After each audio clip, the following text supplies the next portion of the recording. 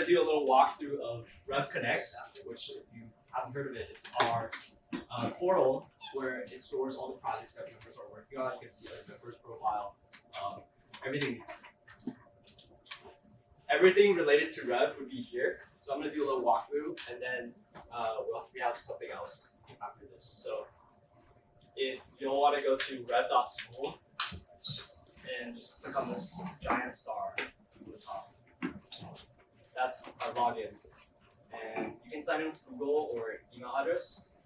I'm gonna demo with Armand's email. Oh yeah, I forgot to introduce Armand. Hi, I'm Armand. But yeah. rev.school. Just hit the logo. That's a secret link. Yeah. But I'll do a walkthrough for now, and then you guys can play around with it. Can you guys see? So, basically, this is the dashboard. Every time you come to coworking, you check in. Today's code is GTFO TFL. Get the fuck off the fucking logos. And so you're checked in now, and we will have this in the back end. Over time, we'll use some of these data for other purposes. We're gonna launch like V2, V3 of rev.connects. But yeah, so this is dashboard. And then if you go to projects, on the top you'll see your own projects, and you can create a project. Later we'll add, or actually you can also add team members to your project. So everyone can work on the same project and add different goals. And this is to help you form teams or discover other teams if you don't have one. And here are the community projects that are ongoing. And you can click around, but essentially you have the description, list of members. You can click the plus button to add other members and set new goals. There's some features that are lacking right now, but don't worry about it. We'll make updates. We were up until 4 a.m. last night trying to push this out. Yeah, we will keep this updated. But the goal of this is to get you guys on the platform. Have you guys write down your idea at least. Write down a couple goals. Get your team set up. If you don't have an account already, just make an account. You'll be able to add people to your team. And then over time, this CRM or this rev.connects is going to be full with features. You're going to be able to search other people who are working on projects similar to you. You can be able to share your project. You can have a dashboard that shows everything about your projects, and you can have multiple projects at the same time. So we're just trying to make that process of finding people who work on cool things and sharing your own cool projects easier. Also, if any of you didn't fill out a username when you're registering, you might have issues like this where the page is not bound. Just talk to us and we'll fix it. And then events is just a Luma calendar. So every week, please RSVP if you can, so that we know how many people are showing up, what to expect. But it's all there. You can RSVP for future events if you want to plan ahead. And yeah, that's it. Any questions so far? Yeah. Does the edit profile button work on the website? Not yet. Okay. We're working on it. Okay. We'll get there. But yeah, so that's rev.connects, and then now we're gonna do a little bit of lightning talk, which will be Armand, I believe. Yes. Or and then we'll have Jago. Oh, are you? Yeah. Okay. Yeah, I can do this. Oh, different J. Oh, different Jay. Who's the other J? Oh shit! Yeah, J 2.0 out here, bro. Better J, bro. Better J. Shoot. The J's name I started so I give it to him. Take it away. Alright. What's up, y'all? I'm Armand. Thank you guys for being here. I appreciate it greatly from the bottom of my heart. Unlike you beautiful people, I am not skilled when it comes to code, when it comes to making things with my hands. I make things, unfortunately, with my voice and my dinky little fingers that I hold a pen with.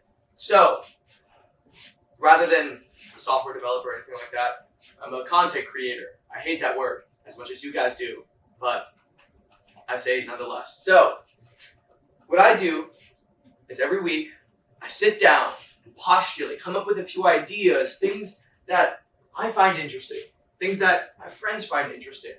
And a lot of the ideas I focus around tend to be how to live a happier life. I know that's a nebulous term, right? But I think happiness stems from meaning and intentionality with the things that we do.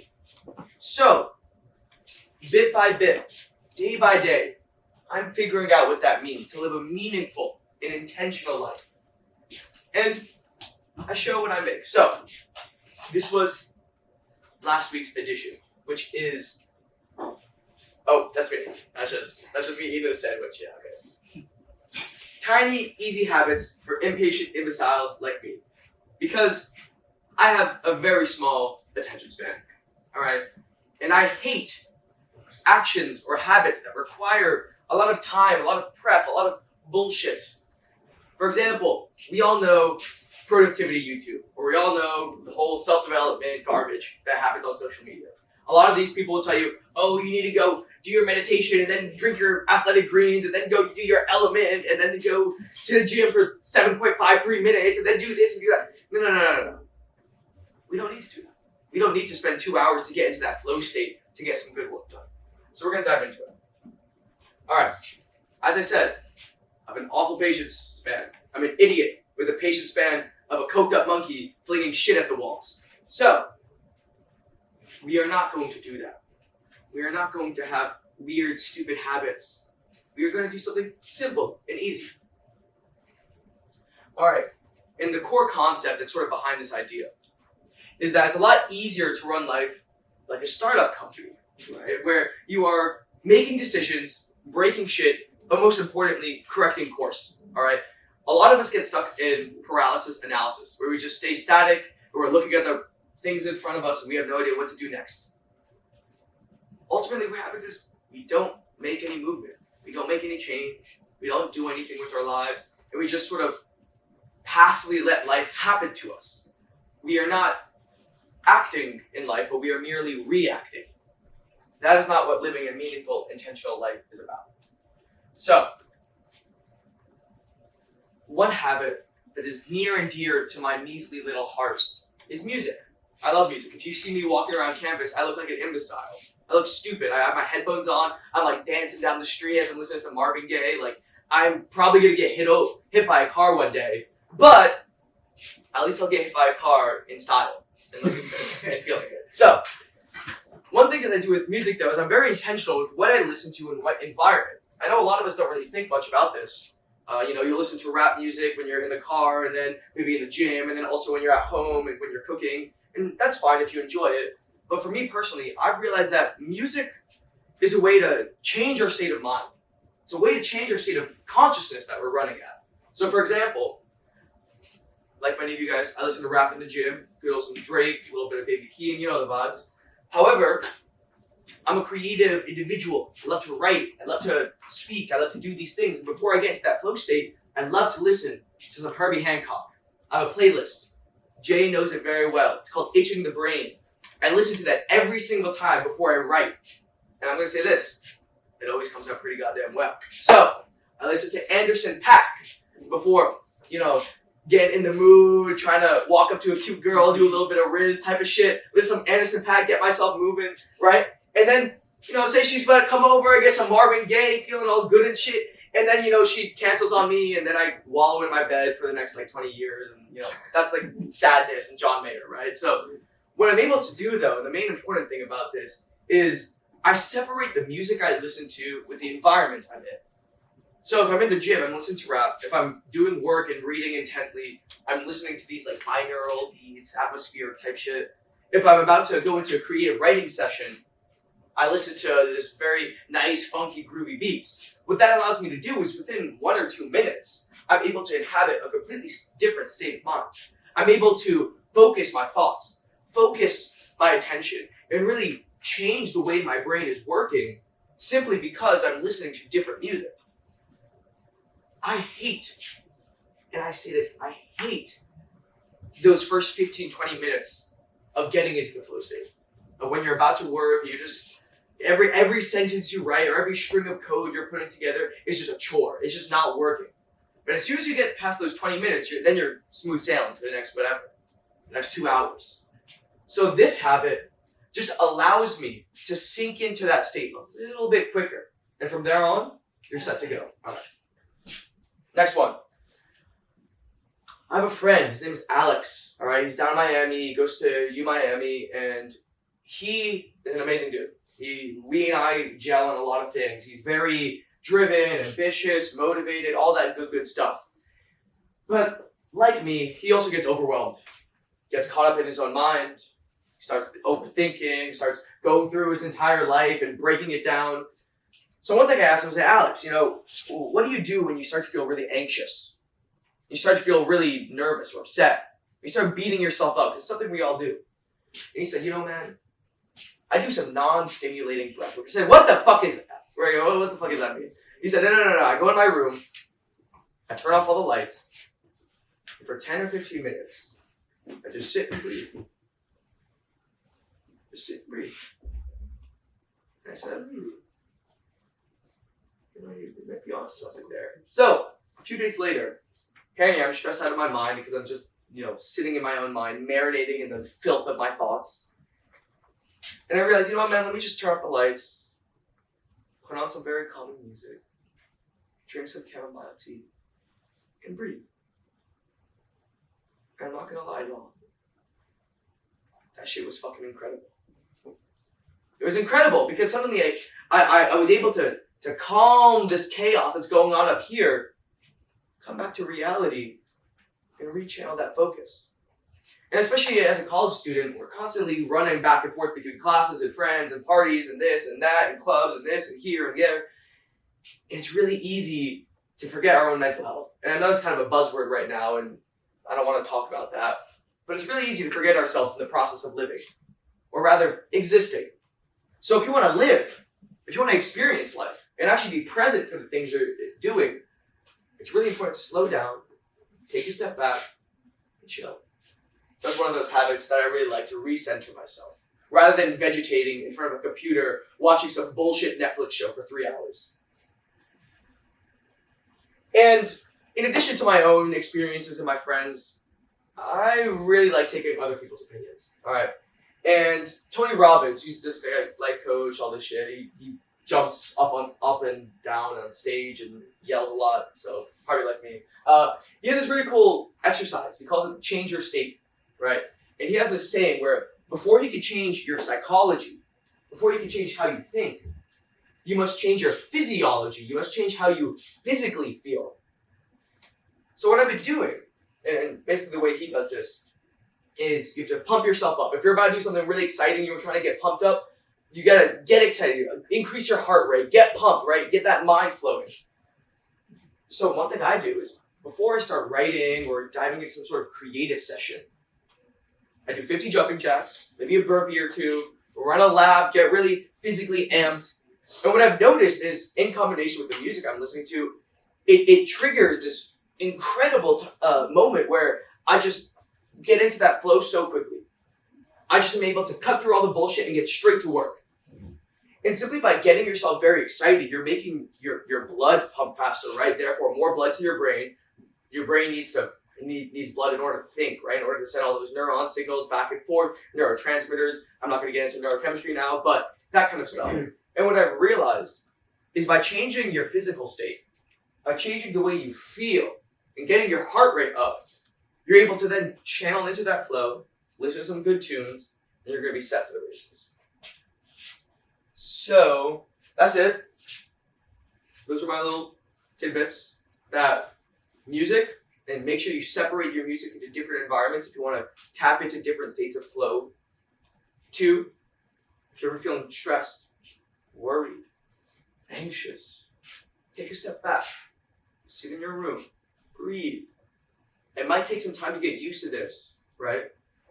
Especially if you've never meditated before, but it's truly something incredible. And finally, to wrap it up, before you get into your next creative session, before you're about to go out with your friends and get really pumped up, do a little exercise. Get yourself pumped up mentally, physically. Get that heart rate moving. And soon enough, they'll be flying into a life of beauty, of meaning, and intention. Thank you, my friends.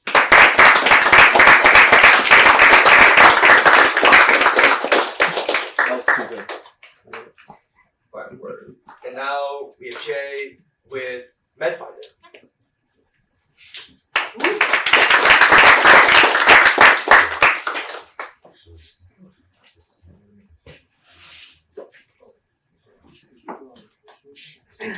Thank you for coming, everyone. I'm Jay. I'm a founder of MedFinder. Today, I'm here to present to find a talented engineers who would potentially work with us together. So, did you know that the list of medications that's on shortage have reached 10-year high? While I was working in different pharmacies, I personally saw 30 to 40 patients revisiting our pharmacy just to check if we had that medication on stock. It is in fact that patients who's taking medication on shortage have experienced 82% of patients who's taking medication on shortage have experienced medication delays, and they tend to wait 2.5 months for their pharmacies to refill or restock their medication. It is actually true in real life world. This is an interview with different healthcare professionals in real world, and they say that the medication shortage is actually a huge problem in real world. So I'm introducing MedFinder, a platform where patients can search for their medication from nearby pharmacies. So this is a demo video of our application. This is not where you're supposed to start.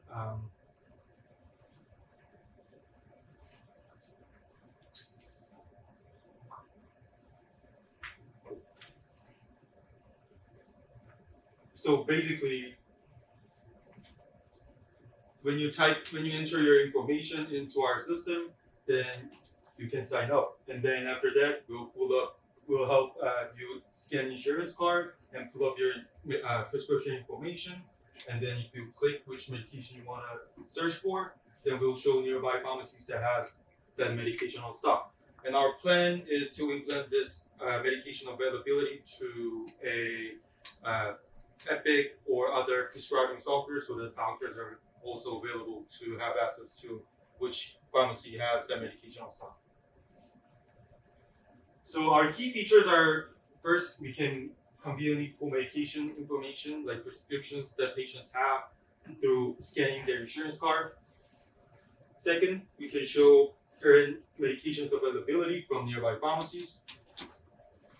Third, patients can send medication refill requests through our application.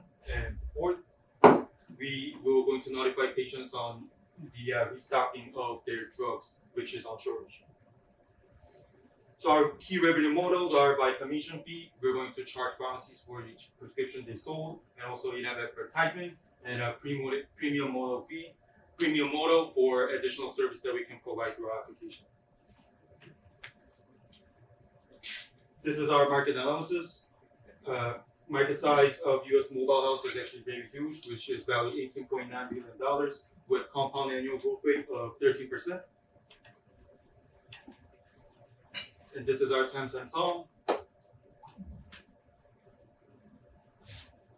Our key notable competitors are My Good Neighbor Pharmacy and My Community Pharmacy, which is a independent pharmacy related applications. However, the problem is that they only show and provide related services to one specific pharmacy that patients choose. However, our goal is to be more interactive and share all inventory information from different pharmacies so that patients can also make a better decision on which pharmacies to choose and also have access to availability of their medication too.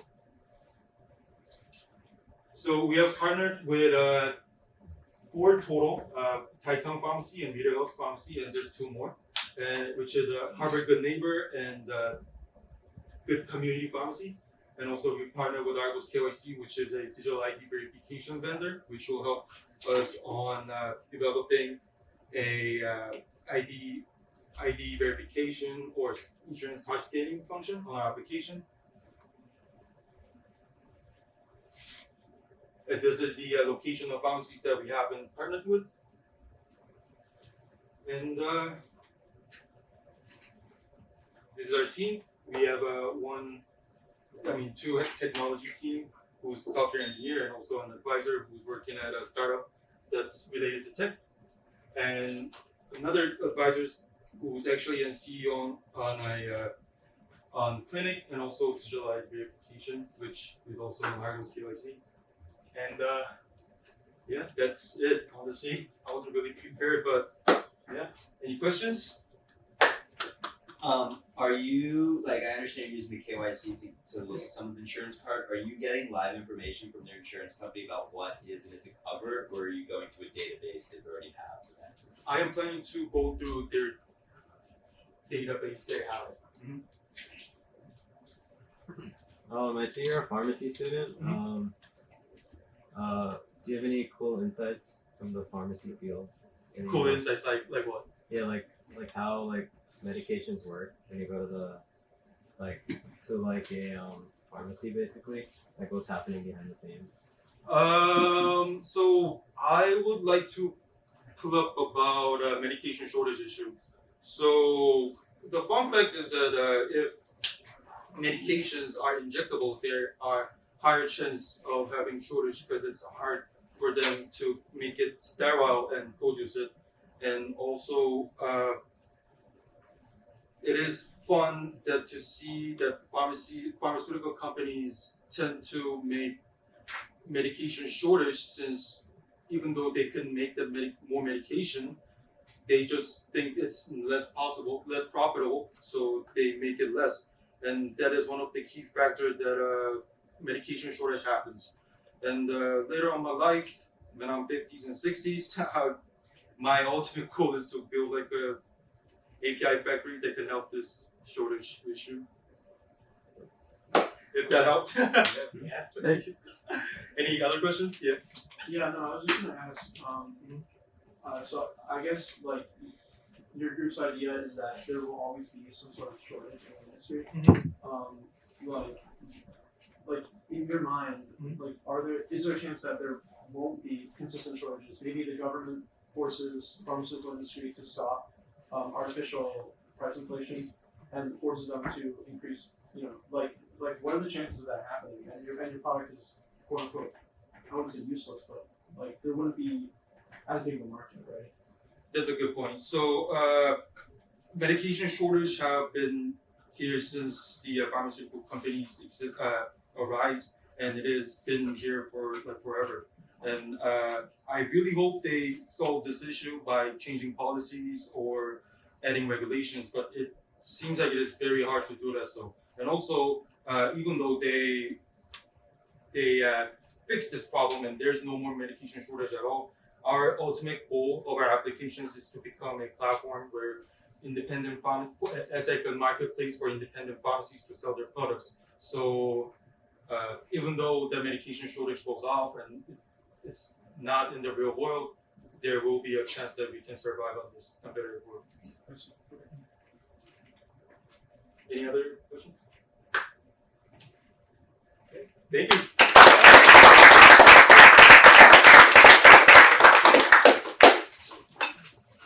So I think that was the last one. Oh, you want to go? Yeah. You sure. And just quick. Let me reset. David. And goodbye. Alright guys, my name is David, and I am the founder of Bivite, and to explain what Bivite is, I'm going to do a little drawing. But very basically what Bivite is a platform that helps restaurants connect with their diners without intruding on the diner's experience. So again, to explain this, I'm going to draw a bucket, which we're calling the Bivite bucket. Alright, Bivite. This is going to be the Bivite bucket. Yep. Alright, so you got your bucket right here. I'm drawing a big one because there's a lot of people here. This is the bucket's fill line. And what this bucket is filled with is how happy you are during the dining experience. And this fill line right here is how happy you would have to be to recommend the restaurant to a friend or visit that restaurant again, or any sort of thing that you would do to help the restaurant after you finished eating there the first time. So in general, restaurants want to stay above this line. So let's say you get into the restaurant and you start right here. So the idea is that there's a lot of things that change this line, so it's an eraser. Say for example, they forget your food. That's not very good. Probably never going there again. And maybe they forget your food and someone finds a hair in their food. Ugh, you're never going there again. Your bucket's really low, right? But say for example, because you had such a terrible experience, they gave everyone free food and you get a $5 off next time you go. Now your bucket's full, you're happy, right? So there's a lot of things about the service that would affect your bucket. Now, what BidBite is specifically targeting is one specific event that really just messes with your dining experience. So say you're right here at the fill line, you're like, maybe I'll go, maybe I won't. And at the end of your meal, you see your server walking towards you with a clipboard. And they hand it to you and they're like, can you please put your phone number there so that we can get you on a loyalty program? The bucket's empty. The bucket's pretty much empty. You know, sometimes maybe you're like, I love loyalty programs, maybe it'll go up like a little bit. But, you know, in general, bucket's emptying out. So you actually won't see this very commonly at restaurants. They avoid this. So I'm going to draw another bucket, the real BidBite bucket, which is a little smaller. Same fill line. But what BidBite does is we start you up here, all the way at the top of your bucket, and there's no chance for your bucket to get emptied by a loyalty program pitch or any sort of upselling. So, how do we do this? Fundamentally, what BidBite is again a way for diners to connect to restaurants without intruding on their dining experience. So, our fundamental feature is a receipt scan. So, once you're at your restaurant, you're done eating, your check comes out, you scan the receipt, and BidBite recognizes the restaurant you're at, and from there we pick out which check actually belongs to you. So once we've done that and we figured out what restaurant you're at, which check is yours, you pretty much enter the restaurant's version of the app, which is hosted on BidBite. So imagine like Ginger Exchange had their own app, then you would expect to see the same functions after you scan a receipt at Ginger Exchange if they were a BidBite partner. You'd be able to claim loyalty promotions, perhaps you'd be able to see their newsletter or track promotions like spend $50, get $10 off, something like that. This would be your way of tracking your promotion. It's very easy. All you have to do is scan the receipt and pick the items that you want to use to claim. Then next, if you're with a larger group of people, you make it very easy to split the bill. All your items are already pulled out from the scan. You can generate a QR code, which you then share with your friends, which they can then use to select their items, press pay, and it'll take them right to Venmo with however much they owe you. It's all very tap, quick. And then lastly, as a part of this whole process, we make it very easy to leave a review. So let's say right before you press pay to give your friend their money back, or right before you send out the link or show them the QR code, we make it very easy to leave a review directly in the app, which gets posted to the homepage so that your friends can see it and not random people on Google. So the idea here is that reviews are integrated into a process that you're using to either save time by splitting the bill or save money by claiming a promotion. So because you don't have to now all of a sudden feel compelled to open up Yelp on the Uber home, you're way more likely to leave a review. And everything else is like boring business, you market, whatever. But that's what the product is, and that's what's relevant to Rev. Thank you.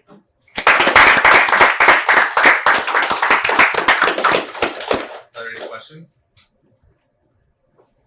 Go ahead. You want another? No. We have a version out on test flight, but honestly, I think it got removed because I haven't updated it in a while. Yes, sir. What was the inspiration for the bucket? Man, I think I was sitting down and I was like, well, actually, you know what? It was a conversation with this man right here, Hayden. He asked me what BidBite was, and for some reason, I started drawing a bucket. I couldn't even tell you why I started drawing a bucket. I forget. It was organic. Straight from Something God. about Hayden just made me want to draw a bucket. You know? Yeah. That's simple. All right. Thanks, guys.